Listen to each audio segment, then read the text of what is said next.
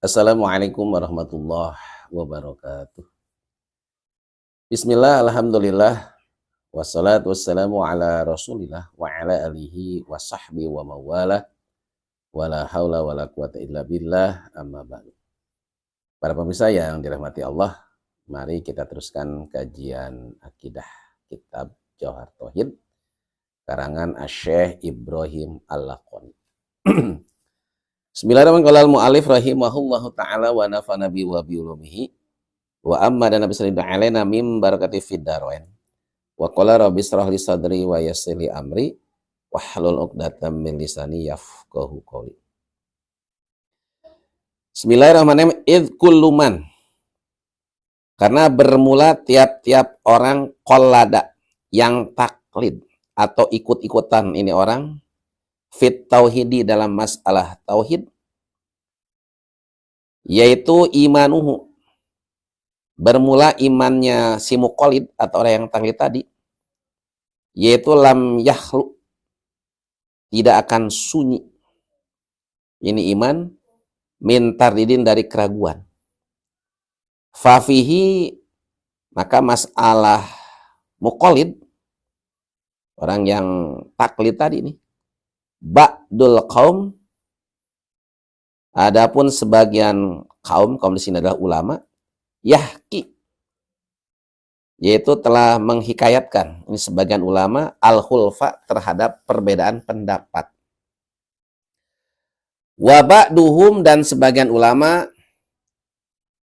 yaitu hakoko, menyatakan ini ba'dum fihi, dalam masalah imannya orang yang taklid, al-kashfa, terhadap penjelasan.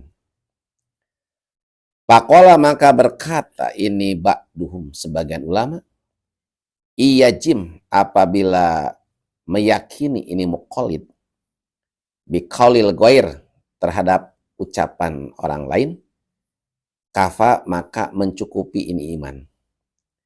Wa lam yazal, tetapi apabila tidak meyakini, lam yazal, maka senantiasa ini si muqallid fid doir, dalam kesesatan. Para pemirsa yang dirahmati Allah, kali ini dibahas tentang hukum taklid. Apa definisi taklid?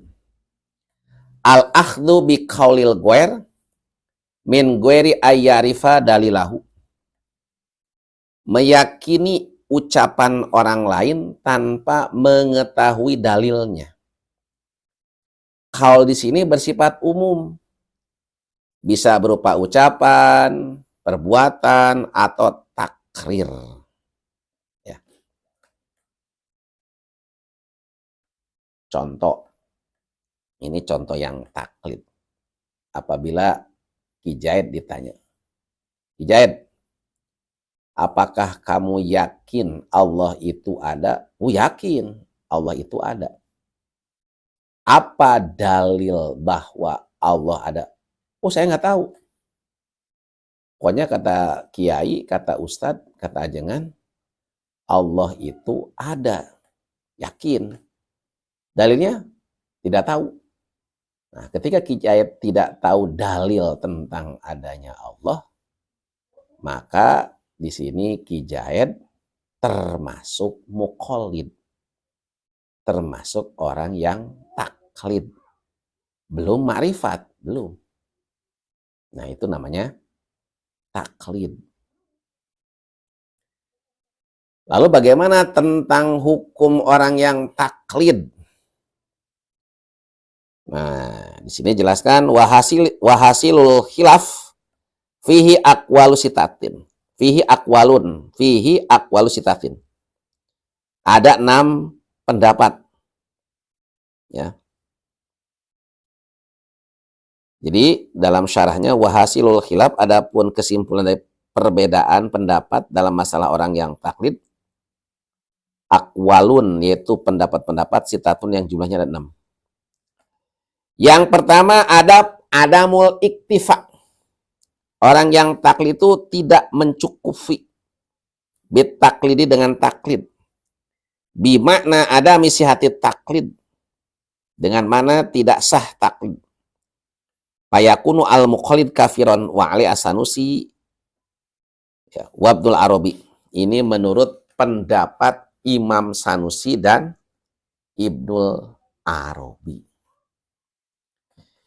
Jadi pendapat pertama, tidak cukup, dalam arti tidak sah taklid, ya, sehingga termasuk kategori orang yang kafir menurut Imam Sanusi dan Ibnu Arabi. Yang kedua, mencukupi taklid,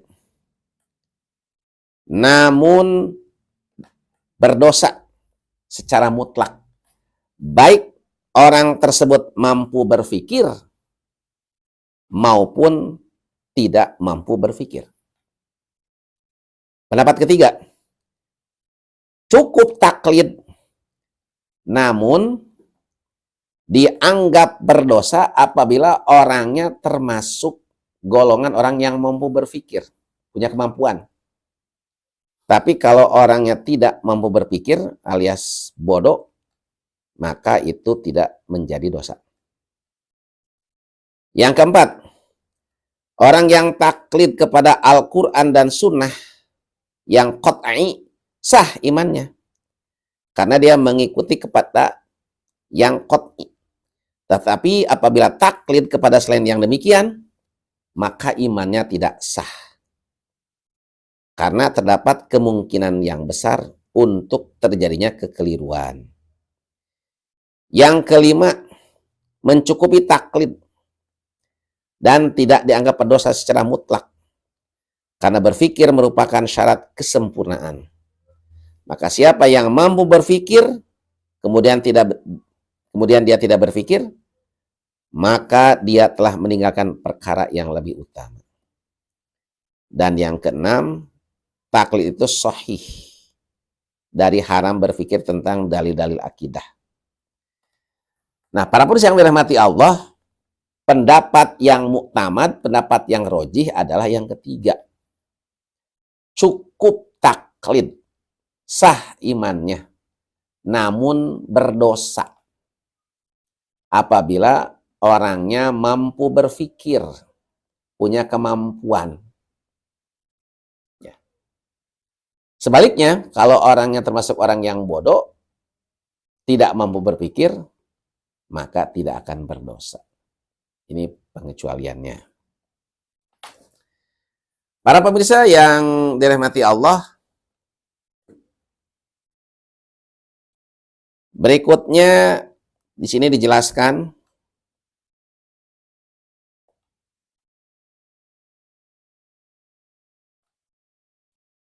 jika si muqallid memiliki kemampuan yang kuat terhadap benarnya perkataan orang lain, dalam arti jika orang yang ditaklidi menarik kembali perkataannya, dia tidak akan ikut-ikutan, maka cukuplah yang demikian dalam masalah iman. Kepada muqallid yang seperti ini nih, dibawa pendapat yang mengatakan dengan cukupnya taklid.